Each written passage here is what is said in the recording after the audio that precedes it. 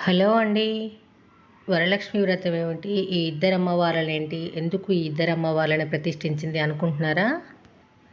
నాకు చిన్నప్పటి నుంచి లక్ష్మీ అమ్మవారంటే చాలా ఇష్టమండి. అందుకని పెళ్ళైనప్పటి నుంచి ప్రతి శుక్రవారం లక్ష్మీ అమ్మవారి పటాన్ని, లక్ష్మీ అమ్మవారి విగ్రహాలు ఉన్నాయండి మా ఇంట్లో. ఆ విగ్రహాలు పెట్టుకొని ప్రతి శుక్రవారం లక్ష్మీ పూజ చేసుకుంటూ ఉంటాను. అదొక విషయమైతే, ఇంకో అమ్మవారిని ఎందుకు అంటారా? సొంత ఇంటి కళ కోసము మణిదీప వర్ణన మొదలుపెట్టుకున్నానండి నేను. అది 9 వారాలు చేసుకోవాలంటారు కదా! అలాగే సొంత ఇంటి కళ నెరవేరింది. 2 డేస్ బ్యాకే గృహప్రవేశమైంది.